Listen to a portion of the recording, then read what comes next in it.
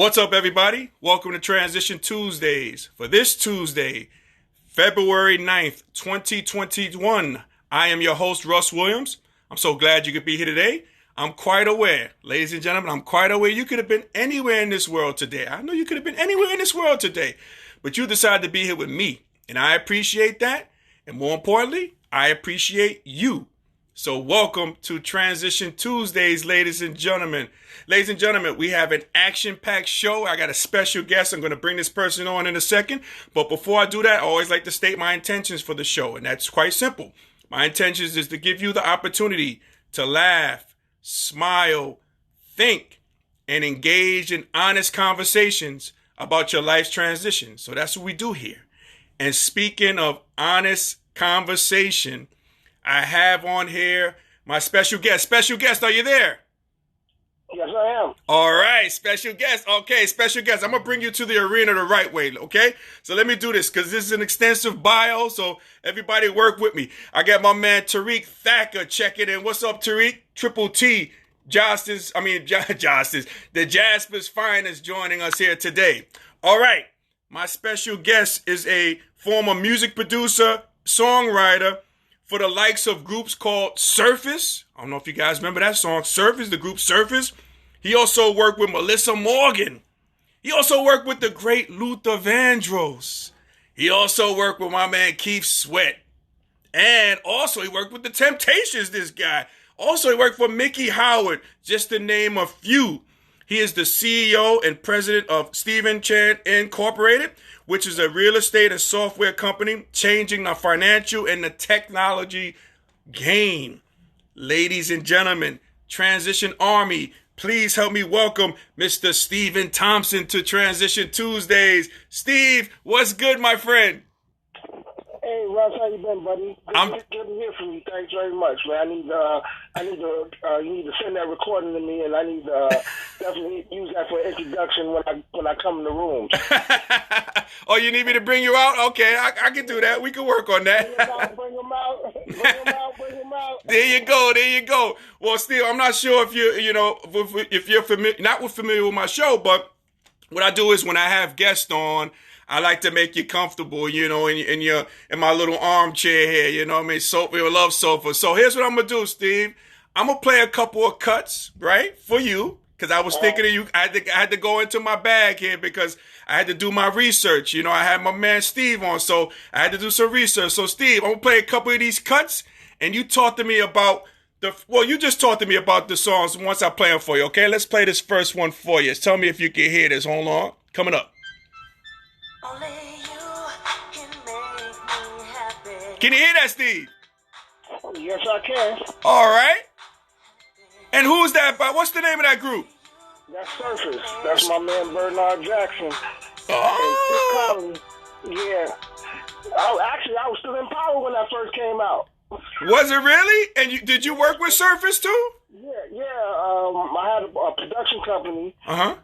We had a production company, and two of my partners. If you go back to the old Albie Shore video, Rescue Me.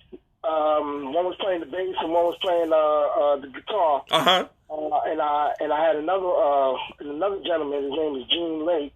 Okay. He actually went on the road with Surface for their next album. Okay. And that's how we really got the hookup. Okay, so that was a connection. Okay, hang with me, stay with me. We got Karen checking in. What's going on, Karen? Welcome to Transition Tuesdays. Let me play this other cut for you, too, and tell me what you think about it. When you first hear this song, tell me what you think. All right?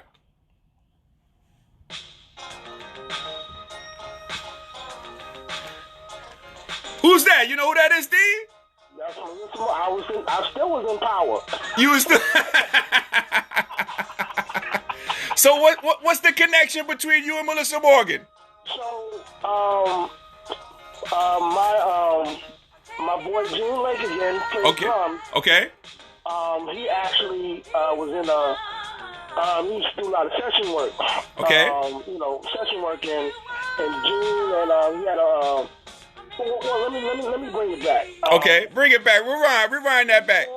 We all, when I was a freshman in freshman in college, Okay. We all got jobs, like people who was in the music business.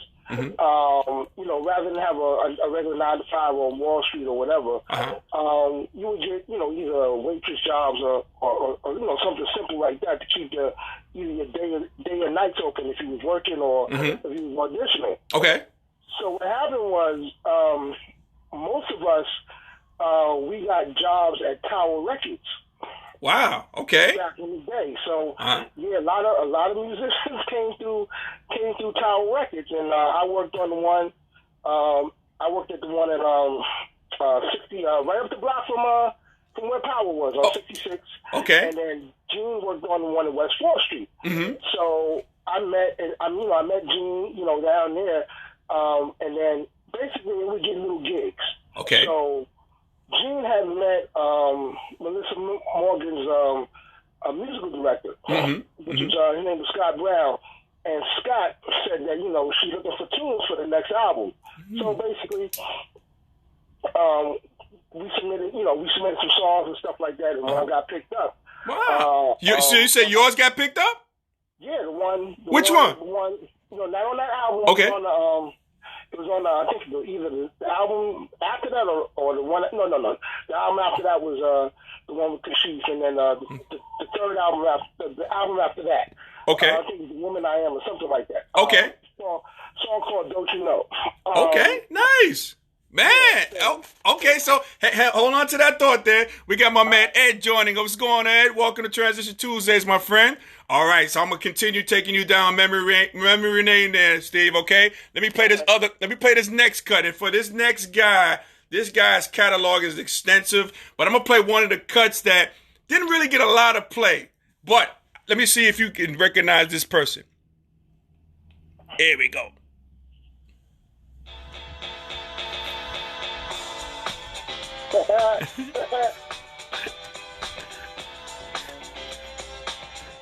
And who is that, Steve? Well, I had to personally call him Uncle Ronnie, but he's a great Mr. Luther Vandross. Wow, you called him Uncle Ronnie? Yeah, I used to date his niece. Did you? Wait a second. Really? Yeah, man. Yeah. So why the name Ronnie? Was that his legal name? That was his real name, or? That's what everybody in the family. That's what they called him. They called him Ronnie. They didn't call him. They didn't call him Luther. They called him Ronnie. Wow. So you knew Uncle Ronnie like that, huh? Well, yeah. I mean, to be honest with you, I saw him the week before he passed.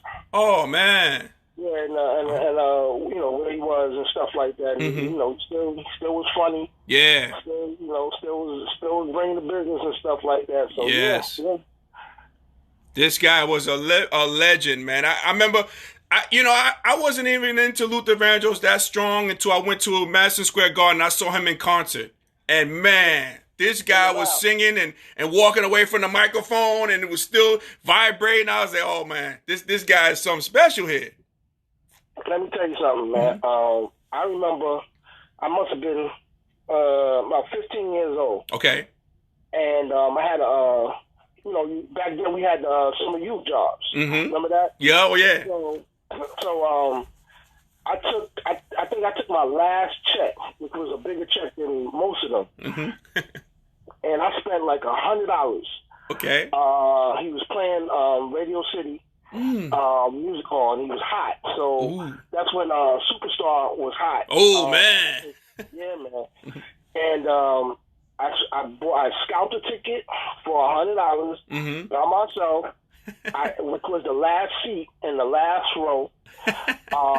And the show was amazing. He had a park scene, he had a nightclub scene, man. And he had a bedroom scene. That. And I remember when I first met him, and I told him about. Matter of fact, I don't think he was still there. Okay. But when we went to Power in the morning, when we came out the train station, his building was on the corner before you crossed where the church was. Now you remember the store Sims right across the street from Fordham? Yes, I do. Yeah. The building that was on the corner. That's where he stayed at? That's where he lived, because we would come up the block, and he would be in his brown Mercedes. Right? Man. And we would, you know, that's when Delirious was out. Right. And Eddie Murphy would, you know, we would see him in the car outside his building, and we would go to the window, you know. It was crazy, and you know, almost 30 years later, I wouldn't even know that I would meet him and be in his presence like that. Man, that's incredible, man. Steve, keep that energy, man. We got my man Tony. We got my man Tony McRae joining. What's going on, Tony? Welcome to Transition Tuesdays, and we also got, I think he came in the picture, my boy, the voice of the Jaspers, Mr. Chris B. Williams, Uncle Smoothie. Has joined the building. Yes. I think he's back in. Well, I just saw him come in now. Let's see if he's going to come back in. But before we do that, let me play another nifty tune for you there, Steve. I'm going to play this for this artist. Tell me what you think of this guy.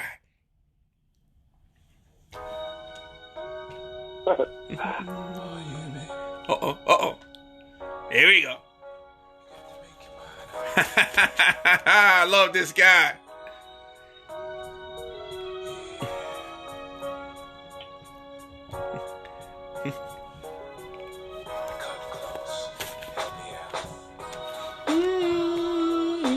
And who is this, Steve?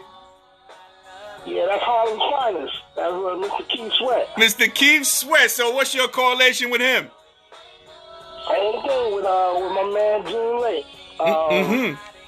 All of us, you know, at that time, man, you know, the R&B game was changing over with the New Jack Swing. Yeah, you know, definitely. And a lot of the, you know, Teddy and that energy and Al B. Shaw, it was kind of a small clique. So everybody basically wanted that sound, and then the young cats was really into that, you know, into that sound. So when I met Gene, and then the cats that he went to Berkeley School of Music up in Boston, you know, they all transitioned down to New York. To try to get in, you know, into the game with Uptown and stuff like that. Okay. So I think Gene and them met Keith through Bobby Duckett. Okay. Who was actually Bobby was a big time promotion cat at Hush Productions, which was Melba Moore, Freddie Jackson, Lilo Thomas, and stuff like that. Wow. Okay, man. I think Andre asked Bobby to get a band together for Al. Andre Harrell?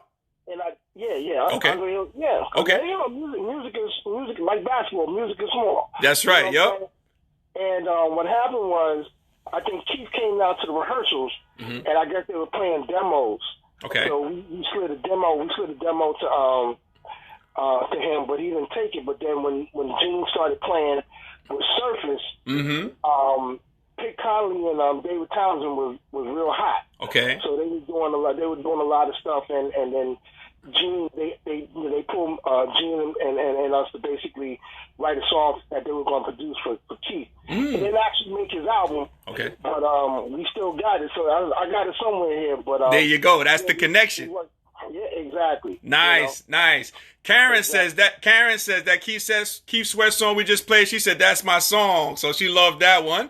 My man Chris is back. My man Chris says my dudes. And we got Donna Sebo. We got Manhattan College's finest Hall of Fame member, a Mac Hall of Fame member. Her actually uniforms in the Springfield Hall of Fame for Manhattan College. She is joining us here today as well. Hey, so Steve, man, I got two more to play for you, man. Now I got this other group that you said that you work with. I'm gonna play this cut, and this is an underrated cut for this group, man. I happen to dig it. You tell me what you think about it. All right.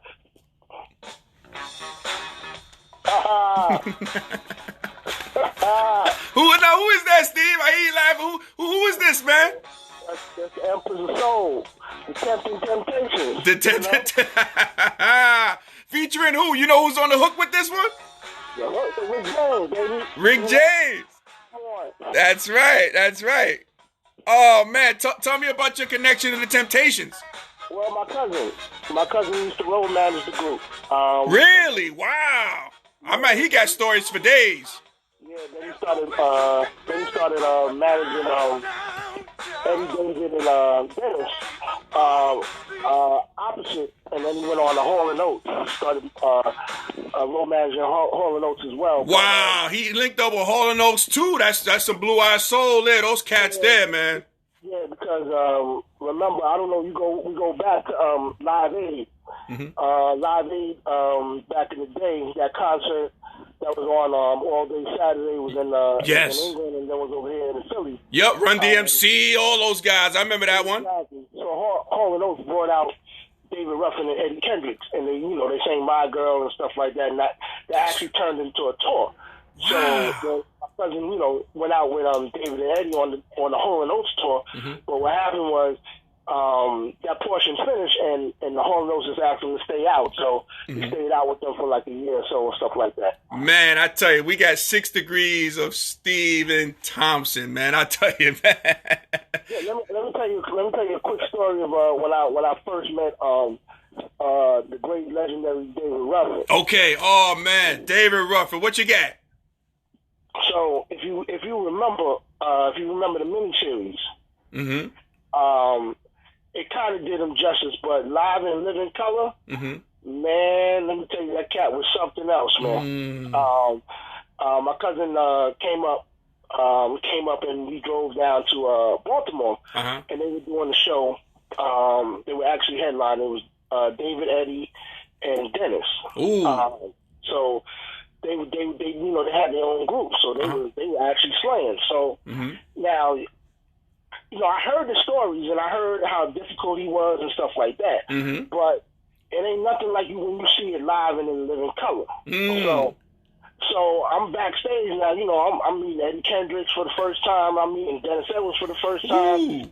And the backstage is tense because there's no David Ruffin. Right. David Ruffin is not in the building. Right.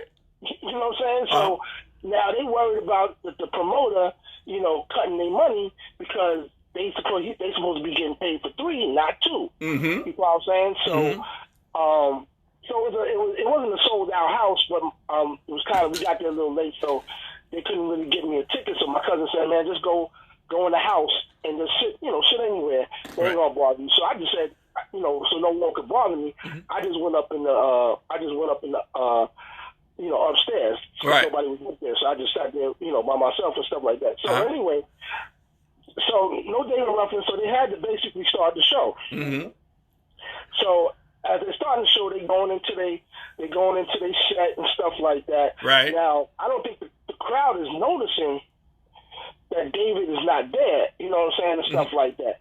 So they're going into a memory of their songs. And I think by the time they get to like either the third or the fourth song, it was supposed to start David's, his set. Right, his set of songs and stuff like that. So anyway, I'm looking like, now they said that his plane was delayed from coming in from Detroit. He was on the plane, but it was just late. And then that he was going to get there, but they didn't know when he was going to get there, as well if he was going to be on time. So they singing, the group is on, they doing, they're professional, they singing their songs and stuff like that, blah, blah, blah. All of a sudden, nobody can see it because I'm on the upper deck and everybody's on the ground level, so they can't see. Right. So I'm looking and I see the somebody, the curtain in the back just moving. Right. It's just moving, right? So I was like, damn, what they doing back there? So stuff like that. So all of a sudden, as the movement of the curtain kept going, like, almost to the edge of the stage where you would see who would basically come out. So the music is basically playing boom, boom, boom, boom, boom, and then it goes boom, and then he opens the curtain and the spotlight hits him and he grabs the mic and says, "I know you want to leave." Oh, man. Oh, dude, it's official. This dude is official. I was like, and they didn't even know he was there. Wow. They just get into it and blah, blah, blah. So what happened, they was giving him the side eye. Right, because he was late and they didn't want to lose no Right. So I already knew the backstory. So I left my seat up top, and I came down to the front row. I wanted to see the master in person because I always heard these stories, right? Right. So they get to the last song, which was "I'm Losing You." Oh yeah. And they boom in and they drop and David Ruffin, I swear to God, he threw the mic up, he did the spin, dropped to his knees, and caught the mic and made out a big yell, dropped the mic, and went off stage. Wow, man. He was the guy for the theatrics, man. I got a good friend. Shout out to my boy Reggie. My boy Reggie says, yo, man, if you ever run with a crew, if you ever have a crew of people, he says there's always a David Ruffin in that group. Listen, I always tell people, I say, you know, some people think they're better than they are. I say, man, you ain't no David Ruffin. Right. Regardless of his antics, yeah, you would wait for David Ruffin because when he show up, he gonna show out. He gonna show out. Yeah, I remember watching the movie The Temptations. I remember how they got mad at him because he said, "Hey, I'm David Ruffin." And these are the Temptations. And they went crazy. You know, the Temptations, they said, yo, what are you doing, man? Yeah. Hey, Steve, I got one more for you, man. I'm going to play this one more cut for you, man. You tell me what you think of it. We just cue it up real quick. And then I want to get your relationship with this particular artist as well. Hang on one second. I'm going to play this song here now. This song is a underrated song for this artist. But tell me what you think. For the ladies out there, for the ladies. It's about to come on. Here we go. Oh, yeah. Ooh. Man. Now, who is this, Steve? That's Mickey Howard. Oh, yes. Tell me your relationship with this young lady. So, another member of our crew was his name is Brian Hill. Mm-hmm. And Brian Hill was a bass player on that rescue video with Al B. Shore. Okay.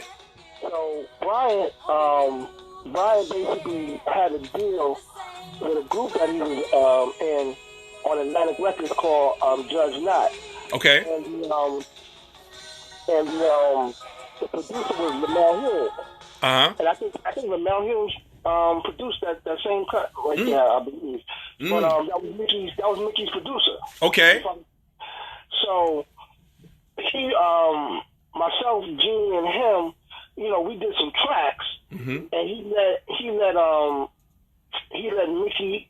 Lamel liked the track that we basically did, and he wanted it for Mickey. And basically, we was just about to give it to them, and something, they cut the record, but something happened, and they couldn't make the album. Okay. And to be honest with you, that would have been a number one smash for Mickey. To be honest with you, Yeah. And back then, if you was just on the album and the album went platinum, the least amount of money you was going to get is at least $600,000. Oh boy, man, yeah. Easy, huh? Yeah. If you was just on the album, if you was just on it and it went platinum or double platinum, and she was going gold and platinum, easily. Yeah. You know what I mean? Definitely. Gotcha. So got the correlation. Hey, man. Oh, man. Hey, Steve, man, I appreciate you walking me down memory lane, man. These are you work with you have some affiliation with some powerhouse people, man, in the industry, man. That should be applauded to you, for you, man. That's some great stuff, man. Yeah, man. It was, never thought, but sometimes when you have desires and dreams, and we was hungry back then. We really wanted to get into that game, and the game was a lot more. I kind of correlated to the game of basketball now, whereas I don't really know too many of the players, but back, and even though we have the internet. You should know everybody, but back then, in the 80s and stuff like that, we knew everybody, but didn't have no internet. Right, no, there's no internet. Nope, no cell phones, right, Yeah, so it's like it's backwards for some reason, and Yeah. just more of a quality of music and a lot more structure, and what I tell a lot of people, I said back then, musicians and singers really did it for the love of music. Yes. And they made money from it. Right. And they didn't do it to be famous. But I find today's artists, they want to be famous and make money and put the music on the back burner. Yeah. That's true, man. That's true, man. Oh, man. Hey, Steve, we speaking of back burner, we're gonna put the music on the back burner for a second because I just learned that you and I have something in common. We went to Powell Memorial Academy. That's correct, right? Yes, sir. Yes, sir. All right, man. Hey, everybody out there, and again, I know my man Steve has some great Powell Memorial stories, man. Like for me, so I just want to set it up a little bit for you, Steve. And hold on one second, Steve. We got my man Lance joining and checking in with us. What's going on, Lance? Welcome to Transition Tuesday, my friend. So, Powell Memorial Academy. Okay, now I was the last class because the school closed in 1984. I happened to be the last class of Powell Memorial. That's the school, a home of Kareem Abdul-Jabbar, who was Lou Alcindor during that time. You had Len Elmo. You had so many greats out of that school. But, you know, I was a freshman when it closed. Now, Steve, what grade were you in when the school closed? Well, I was a year ahead of you, but you also forgot Chris Mullin. Oh, that's right, Chris Mullin. That's right. Yep, who transferred to Xaverian. You went there for 3 years and then you transferred. Yes, So many cats, man. So many cats out of Powell Memorial Academy, man. So you were a sophomore when the school closed? Correct. Okay. All right. So, couple of things, Steve. Now, we know the same person. He was talking to you about Powell Memorial, and he mentioned that he said that you saw some of my freshman games. You were watching some of the freshman games played? Yeah, well, you know how it used to, you know how it, oh, yeah. Y'all started at 4 o'clock. 4 o'clock, then JV? And then the JV came and then the varsity. Right. So what I remember, and it was kind of ironic, because I remember I had met you through Uncle Smoothie some years back, because I think you had some knee troubles or something like that. Yes, I did, yep, Right, and it was amazing because, I mean, you said that you went to Manhattan, but I remember, I think I watched you on, I think you posted something on your Facebook, or was it about Mr. McGlone? Right. And Mr. McGlone was a teacher at Power. Yes. And then I was like, wow, well, how Russell know Mr. McGlone? and then what happened was, like, Russell, because you said your name is Russ Williams a lot. Right. And before your name was Russell Williams. Right. Yeah. I had to shorten it up for the people. You know what I mean, Steve? Exactly. So I don't remember. But then you also had the David Rivers afro. Yes, I did. I did have the David Rivers little fro. That's right. I did. So I didn't put two and two together that, you gained a little weight and stuff like that. But I remember because I think you guys had went undefeated for maybe 15, 16 games. Yeah, man. We was. Yeah, y'all was doing the business. We was. And then y'all went all the way to the city championship. We went to the city championship, man. And before, I just want to continue on that thread, man. My team, my freshman team, man. I want to shout out some people. My boy Marlon Miller, Derek Amelbert, my man Louis Garcia. We had Louis, Lou with the spin. He had the best spin move in the city, man. Louis Garcia, my man Sean McCray, my man Eddie Jordan. Lefty. Yes, Sean McCray, the lefty, he can guard anybody, man. He can guard from 1 to 5. That was my boy, Sean McCray. Lock you up. Yes, he can lock you up. My man Obatala Burns, he was in the house. My man Mark Ross was in the house. My man Lloyd was in the house. Yo, man, we had a crew. We had 12. We can go 12 deep, man. That's why in practices, man, if you made a mistake in practice, you might not play in the game. So that was like, you had to come correct, man. We had the best team. We were blowing cats out, and we lose the championship game to Bishop Lachlan, my man. Vince Jackson, who's on here all the time. We even talk about this to this day, how they beat us. And here's a funny... Y'all got jumped. I believe y'all got jumped. Oh, man. Hey, check this out, Steve. We scrimmaged Bishop Ford a month before the championship. We scrimmaged them. We beat them by 40. Wow. We beat them by 40 points. So, you know, we young kids, you know, we about to be a trivia question. You know, who was the last team for Palmer Memorial to win a championship? You know, it's the freshman team, you know what I mean? Right. You know, we young, you know, we bold. We like, oh, we ain't losing game. We ain't losing no games. We definitely ain't losing to these guys. We wind up losing, man. We lost that game. And it still hurts to this day, Steve. Who you telling? Oh, my God.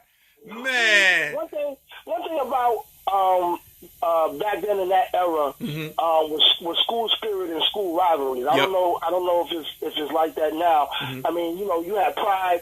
You had pride wearing your jacket. You know, our power jackets. I still got my power jacket. You got yours, man? Nah, man. I let it go. I still got my purple. I gotta find it somewhere, man. I still have it. I know that's intact. And you earned it. You had to earn those, man. You know, because I played baseball, so. Oh, okay, you did. Okay, cool. We can talk about that. Okay. So basically, you know, when they put them orders in, and you got your joint, you know what I'm saying, and you order on the train, and people, you know, you was somebody. That's true. true. Like you had a Riverside or a Gaucho jacket back in the day.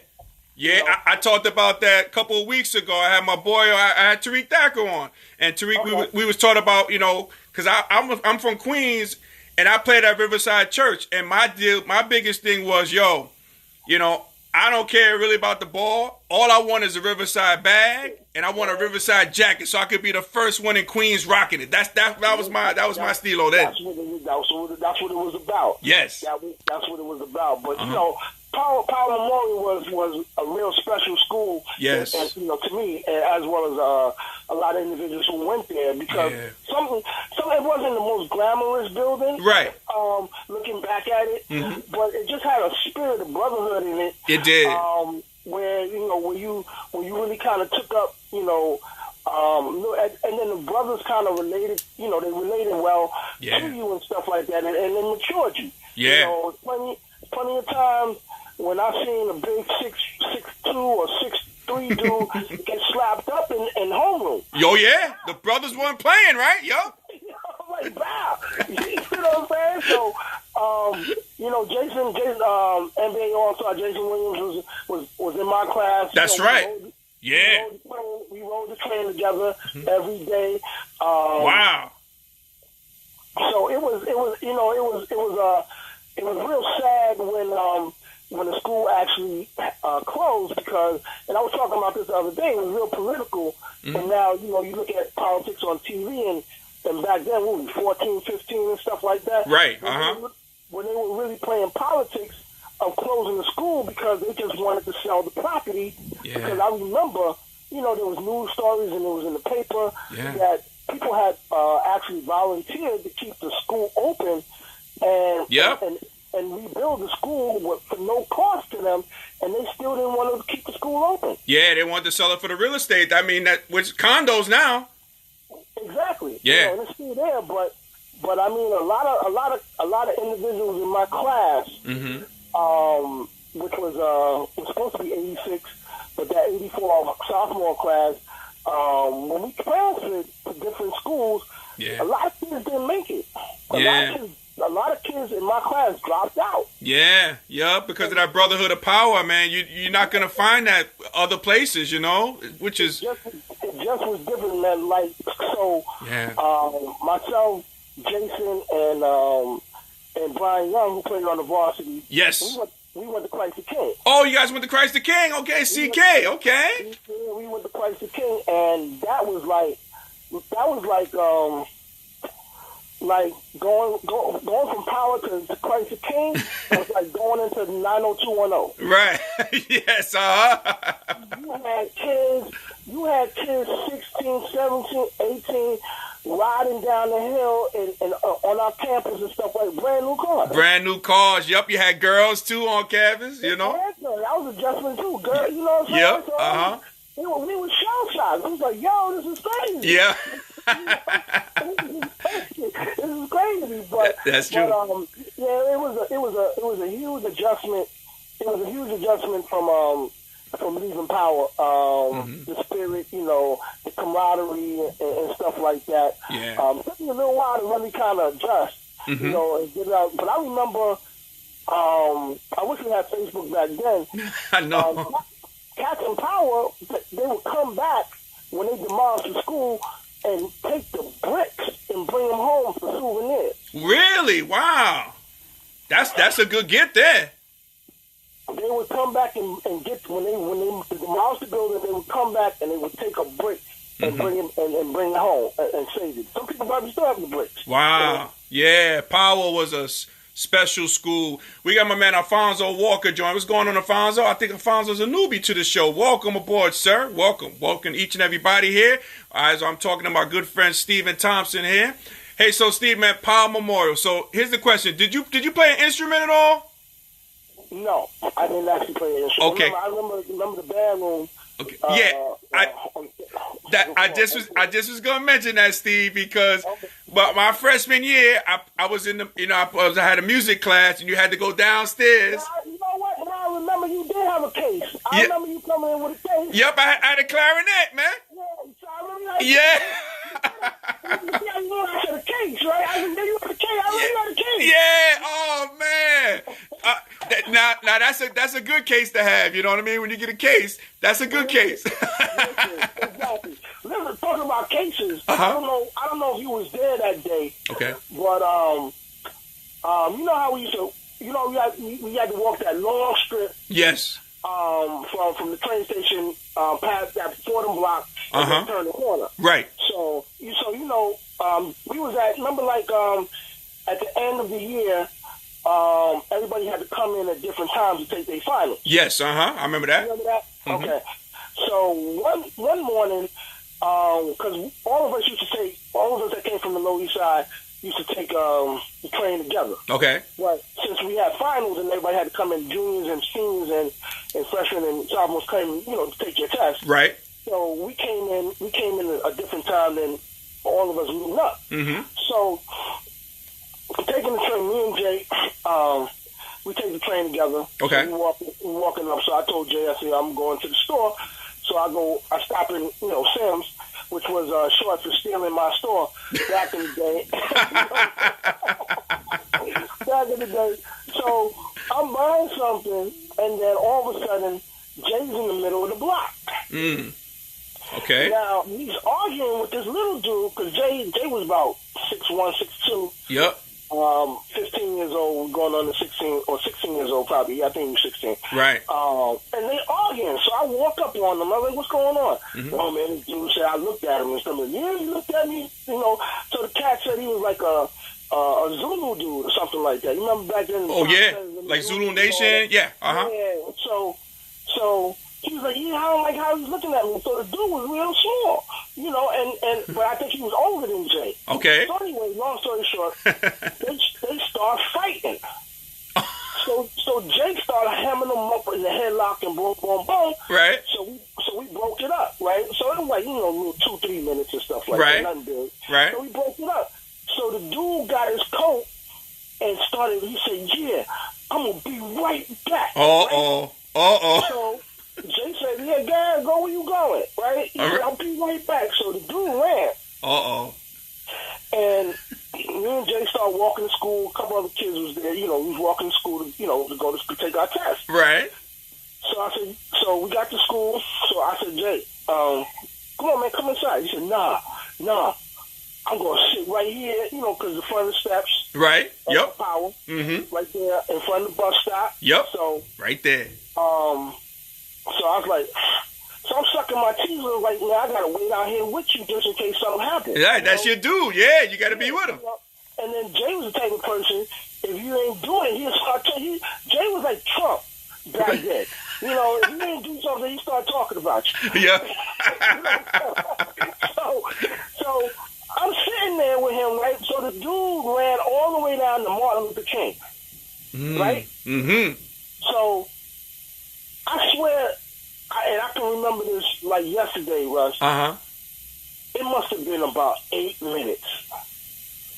And in 8 minutes, I seen about 70 dudes turn the corner. Oh, boy. Start running up to Power. Oh, boy.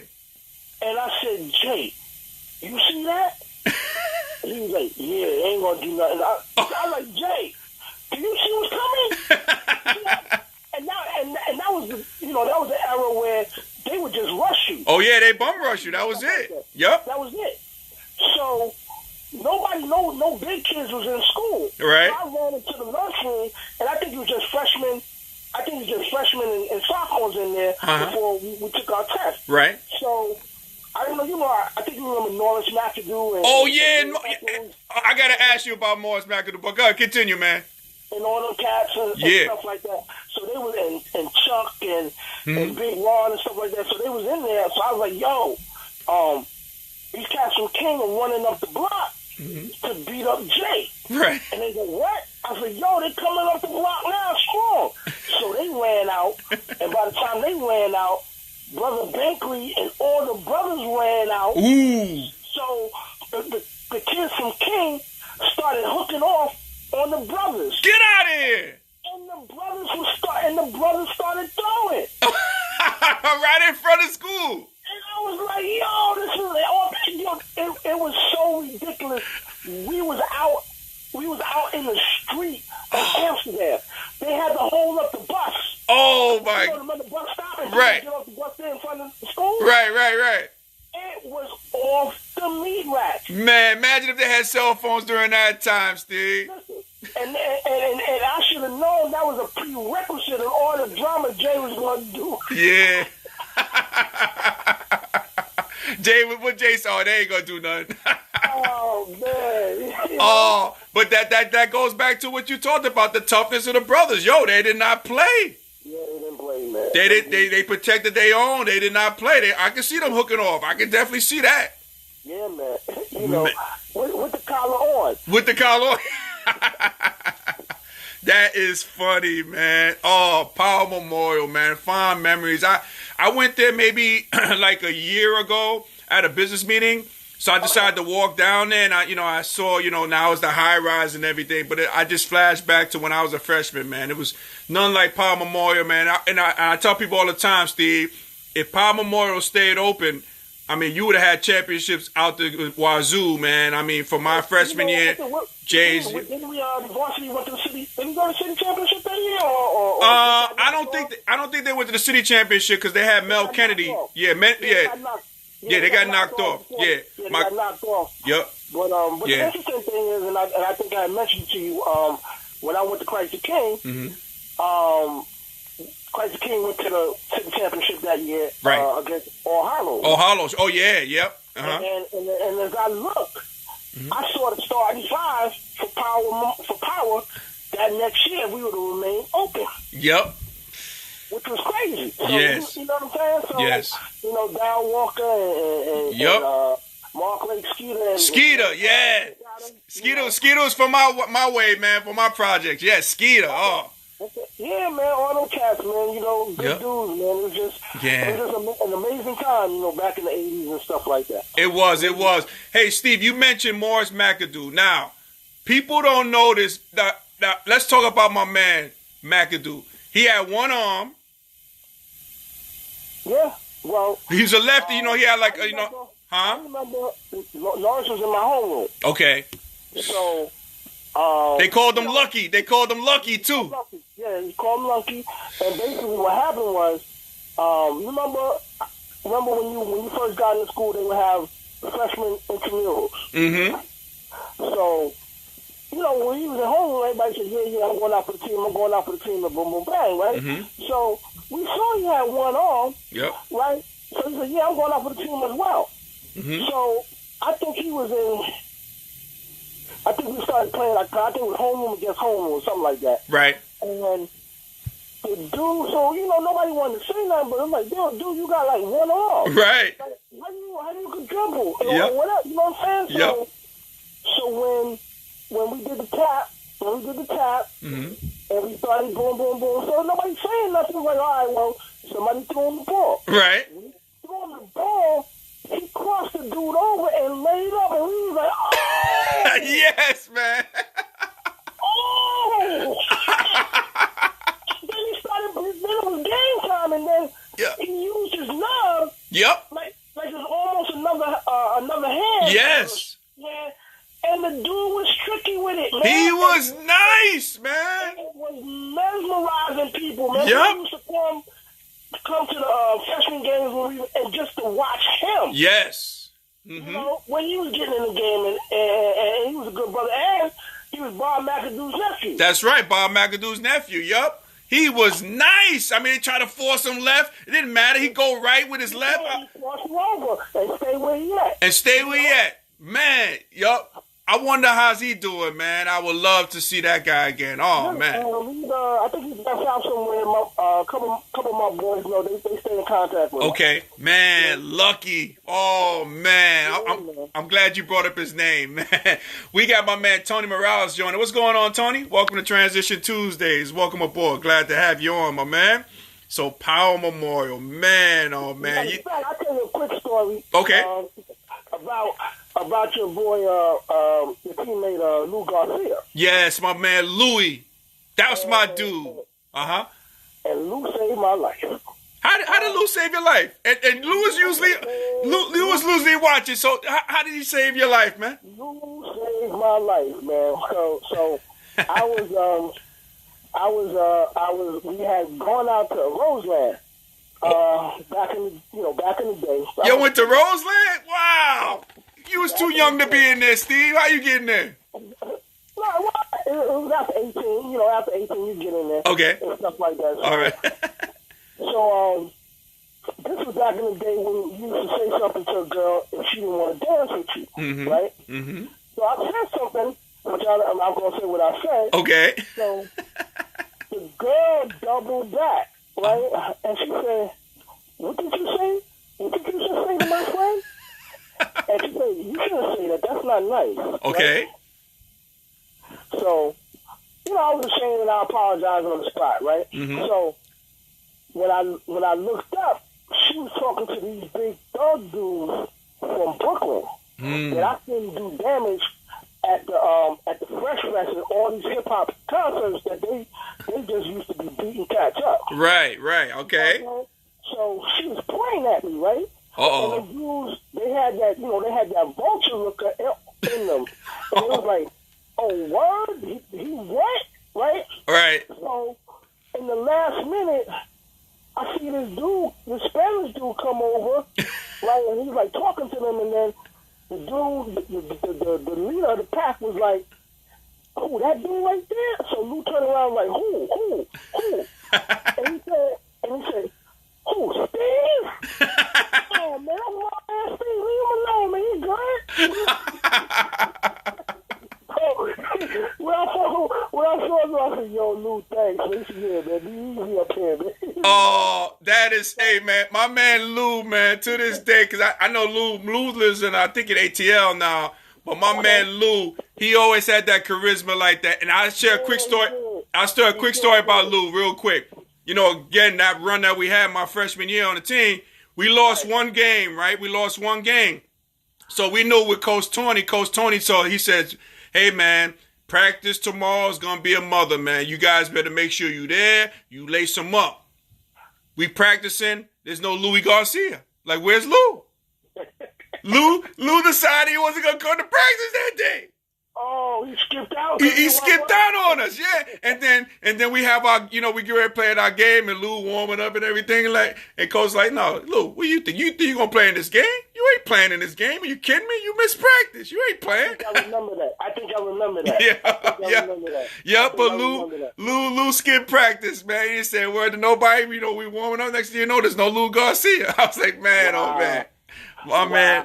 My man Lou. Oh, man. Power Memorial Days. Yes. Lou was a savior, man. He was a savior in the basketball court, and he was a savior off the court, too, for you. yeah, man. Big Lou. Oh, man.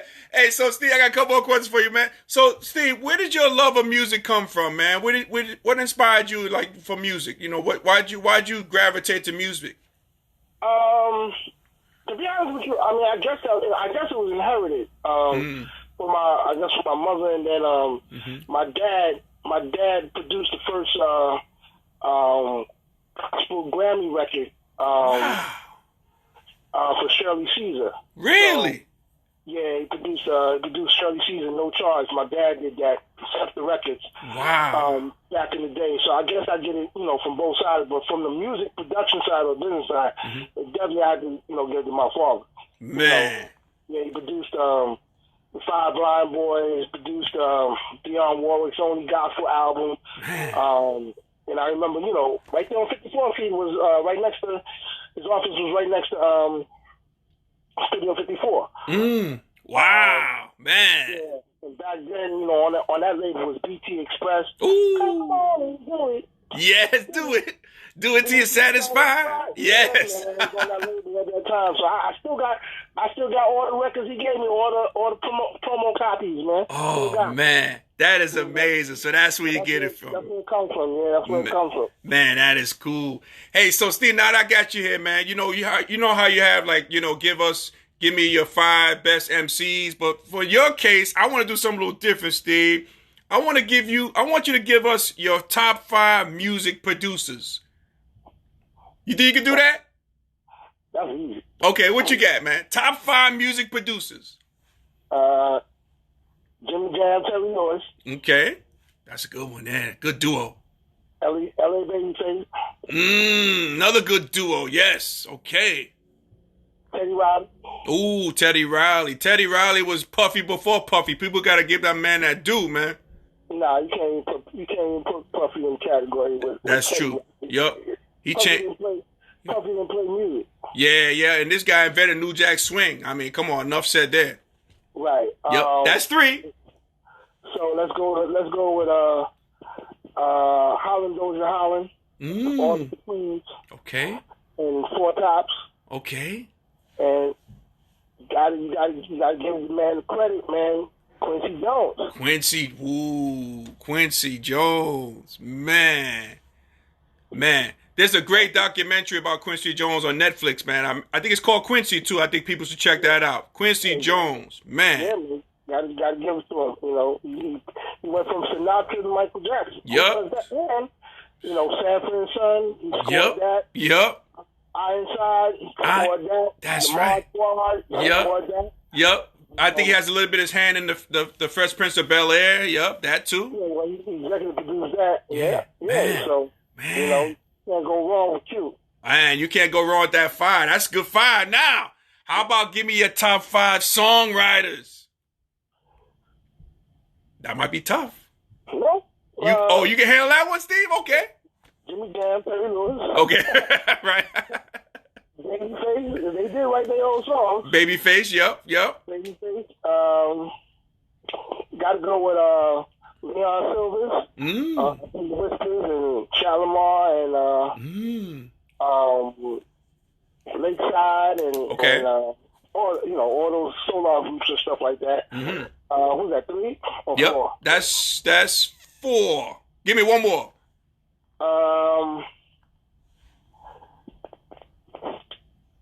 Diane Warren. Who's that? Diane Warren. Ooh, Diane Warren. She wrote for a number of great hits, right, for people. Celine Dion, Monica. I think Pink's in that ensemble and stuff like that. Wow. But you know what? I'll go half with Diane Warren and then Gerald Levert.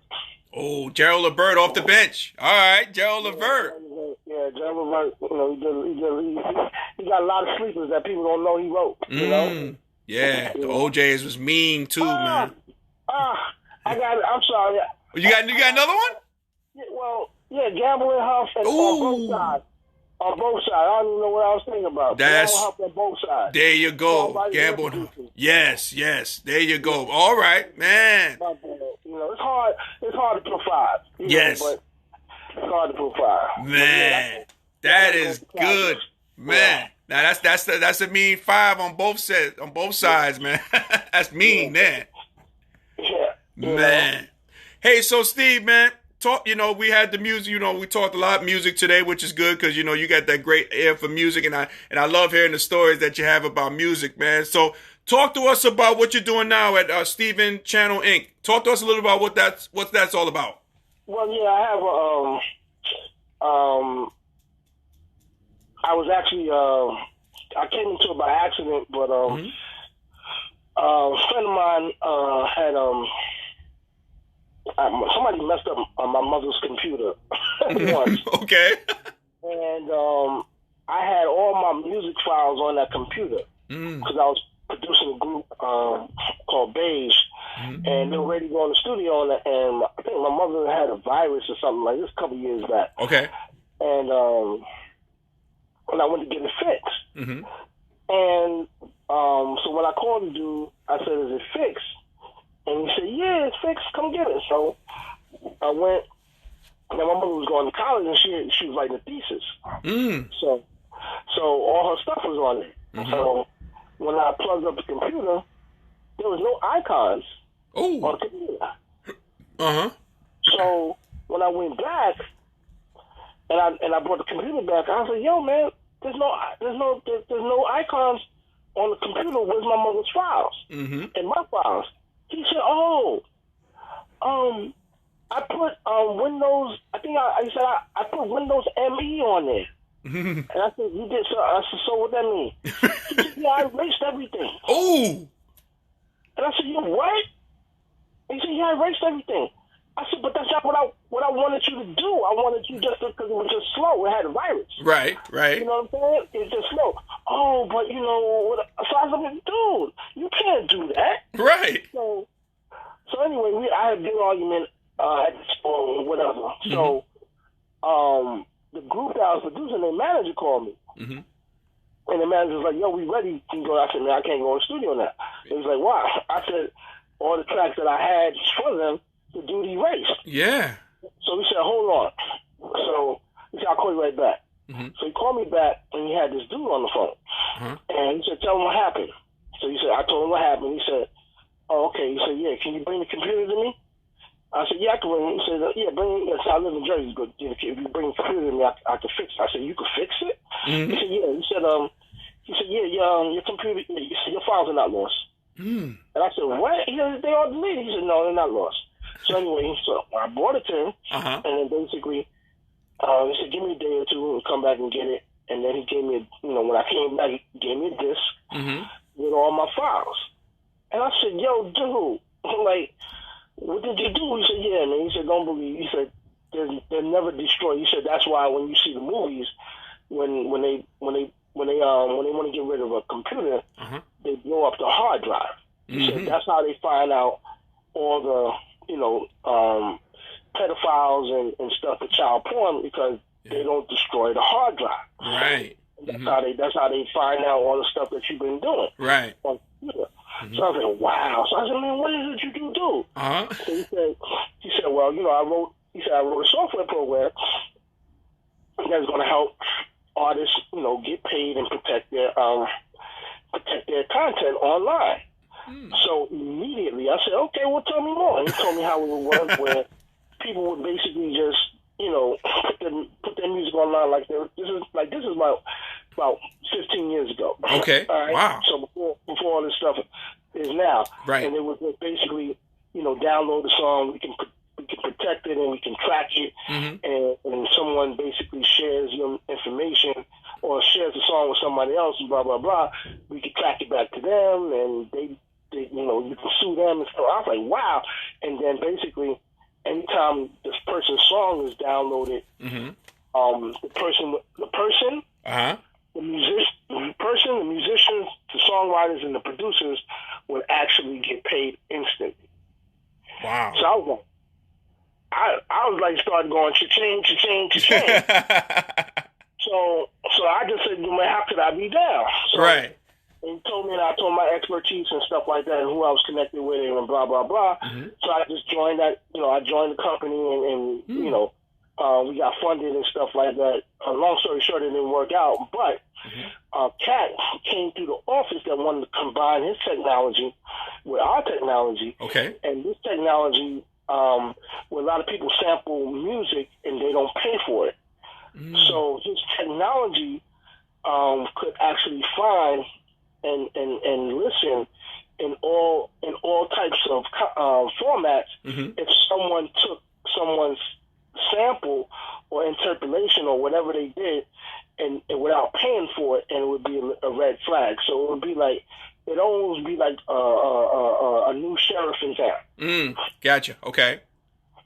Wow. So so we would monitor the world globally on television, on radio, on streams and stuff like that. That basically would would stop people using illegal content or plagiarizing, whatever you want to call it, without paying. Okay, so do you still do that now with this company that you're doing? Yeah, unfortunately, due to COVID, we slowed up. Yeah, but, I can imagine. Okay. We got our patent back. Okay. So now we coming out the door. Okay. And hiring some programmers and stuff like that. And it's difficult, because we're doing it in artificial intelligence, so we can't just hire anybody. That's true. That's true. Yeah, you got to definitely vet them. Yeah, them dudes is like left-handed guards. I know the feeling. Those are tough to guard, those guys. So that's basically what I'm doing, Okay. What my concentration is right now. Sure. Gotcha.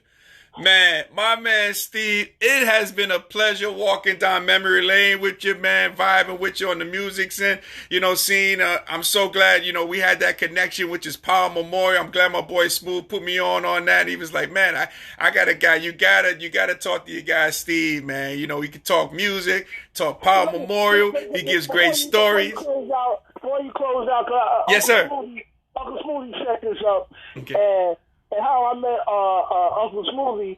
Uncle Smoothie, a friend of mine, basically had worked at Coca-Cola, and I think her and Uncle Smoothie went to church together. Okay. And Uncle Smoothie was taking on a kid from his church to basically, for him to become a recording artist. Right. So okay. She had brought me a kid who really was good and really was a good singer, and we started working with him. But the kid, he didn't have what it takes to go to the finish line. And you probably can relate when when you got ball players who could jump out the gym, or whatever. But it's a mental fortitude that you still need to either get into the league or even get them to look at you. Absolutely, yes. Talent is a big plus, but you got to have an edge and a discipline and a commitment that people who are gonna basically pay your salary look for. You know what I mean? Yeah. And the same thing with the music business. They're gonna give you a contract and spend thousands or $100,000 or even $1 million on your project. They gotta know that you're gonna show up. And absolutely. You're not gonna act crazy. Right. So that kid didn't work out. So when she came to me with this gospel artist, I was like, I could write gospel, but I'm not inspired to basically write because I don't really have nobody to write for him, blah, blah, blah. And she said, well, I need you to meet my friend Chris. So I was like, all right, well, whatever. So I met him. And, Chris comes with the 32 Colgate teeth. He want to know what you drinking. How can we make this happen? All right, that's Chris. Yeah, I want come on, tell me what we can do. We'll do it, and and he smooths me and smoozing me. To even think about taking this guy on. Right. You know what I mean? Right. And I was working. I think we started working together, but I think something happened. I just got swayed away and stuff like that, and we didn't follow it. But we stayed in touch. We became friends and stuff like that, and excellent individual, and Mr. Positive Energy. Absolutely, yes. That's Uncle Smooth. Yup, positive energy is a gift. That's his mantra. There it is. There it is. And we're gonna end it like that, Steve. Hey, Steve, man, I appreciate you coming on, man. Walking down memory lane, man, and again, when things start cooking and stuff with your business and everything, man, love to have you back on again. We, try to promote it.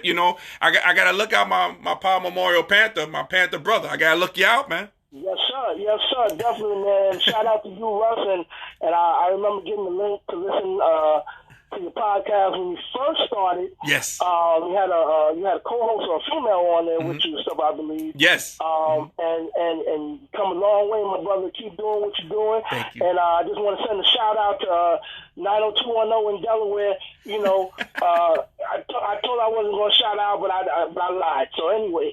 There you go. Was that 90210 in Delaware? Yes, you know what it is. Okay, cool. Shout out to you, sis. All right, Steve. Hey, man. Love having you, man. We'll be in touch, brother. All right, Russ, thank you. Thanks for having me. Thank you, Transition Tuesday. Fast. No problem. No problem. Absolutely, man. Thanks again, Steve. We'll be in touch, brother. You got it. All right. Later, man. Oh, man. That was my man, Steven Thompson, man. Good insight. Man, I didn't realize we had that connection together going to Paul Memorial Academy, man. That's some big, major stuff, man. Shout out to you, Steve. Appreciate you, my man. Appreciate you. Appreciate you, Steve. Oh, man. Hey, so ladies and gentlemen, you know we transition. That's what we do here. And, you know, just got some bad news to report on. Monday, February 8th, we lost a basketball historian and icon. That was Tom Konchalski. They called him the Super Scout. This guy was a legend here in the tri-state area, New York, New Jersey, Connecticut, tri-state area. College basketball, he's like the oracle, man. This guy knew everything. He knew everybody. I mean, he can give you a breakdown on everything, man. And I just want to share, you know, the Tom Konchalski, the great Tom Konchalski, man, the gentle giant, man, gentle giant gentleman. I want to share two stories that I have about Tom Konchalski. And I know people have been sharing their stories because, again, he reached so many different players and coaches and everything. But I got two stories. First one is, less than 2 years ago, I bumped into Tom Konchalski at a gym. And I don't think he would remember me at all, but he did. And, you know, and he was known for giving that firm handshake. And when he gave you the firm handshake, he looked you in your eyes and he shared the following story. He says, yes, Russ Williams, class of 1987. I remember it quite well. McClancy was playing against St. Raymond's High School at Rose Hill Gym at the University of Fordham University. And his team, your team, played against St. Raymond's. They had St. Raymond's at a 16-game winning streak. McClancy wound up winning that game, final score, and he gave the final score. And I was like, man, Tom, how did you remember that? He says, hey, that's what I do, you know? So that was the first story about Tom Konchalski. Now, a second story, this is an amazing story with Tom Konchalski here. When I was in high school, I was going into my senior year. I get a phone call at home. Somebody calls and they pick up and I say hello. And this person goes, hey, this is Bernard King of the New York Knicks. And I was like, oh, come on, man. What are you talking about? So I hung up the phone. I was like, this ain't Bernard King. Come on. Phone rings up again. He picks up. He goes, hi. Hey, this is Bernard King. Don't hang up this time, okay? Please don't hang up, okay? Now, your name was given to me from Mr. Tom Konchalski. I run a camp called the Ernie and Bernie Basketball Camp. It was dedicated to Ernie Grunfeld and Bernard King. They did their thing in the University of Tennessee. Now they played with each other with New York, so they were running a camp. So Tom Konchalski recommended I go to the camp. He gave my name to Bernard King. Bernard King gave me the call. And then I got a scholarship to go to the Ernie and Bernie basketball camp, but going into my senior year. And I remember playing in that camp, which was a great development for me. And I remember I used to play against a guy named Jamal Walker. Jamal Walker was the man at Cardinal Hayes High School, in which we played them. We wound up playing them in the semifinals the following year. So we strummed up a relationship with that. So, again, I owe that to Tom Konchalski. Tom Konchalski thought enough of me to tell Bernard King, hey, I got a kid for you. I want him to attend your camp. So, rest in power, Mr. Tom Konchalski. Always one of those gentle giant gentlemen, man. Shout out to and rest in power to Tom Konchalski. Man. So that's, that really hurt your heart, especially for people, who picked up a basketball here in New York City, man. I mean, Tom Konchalski was that guy. And the guy didn't own a cell phone. He didn't have a computer. When he did his reports, he did everything on typewriter. He didn't even have a license. He didn't even drive. He either taking the train or he got your coaches or players probably, dropped them off here in Queens. So, Tom Konchalski, man, he was a one of a kind, Mr. Tom Konchalski. Man, oh man, oh man. So also, as you know, February is Black History Month. So on this day, February 9th, couple of things went down. So February 9th, 1944, novelist Alison Walker, who wrote the book The Color Purple, she was born in Eastonton, Georgia. This would happen in February 9th, 1944. Also on February 9th, 1952, author Ralph Ellison's novel Invisible Man, which they just turned that into a remake of a movie recently. That novel wins the National Book Award, okay, by author Ralph Ellison. Now, on this day also, February 9th, 1971, the great Leroy Satchel Paige is inducted into the Baseball Hall of Fame. That went on during this day as well. And finally, February 9th, 1995, this day in Black history, African-American astronaut Bernard Harris takes a spacewalk. This took place on February 9th, 1995. So again, this is Black History Month, in which we're going to talk about every Tuesday. We're going to give you a little tidbits, what happened on those days. And I want you always to remember, Black history is America's history. Don't you ever forget that. Don't you ever forget that.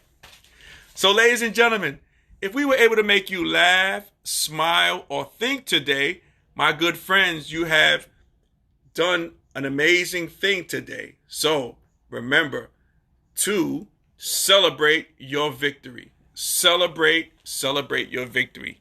As I play my theme music, if I can find it. Where are we? Hang on tight. As I get out of frame here. Ooh, there we go. Speaking of music. So, ladies and gentlemen, I want to thank you guys from the bottom of my heart for you watching Transition Tuesdays each and every Tuesday. I appreciate you guys.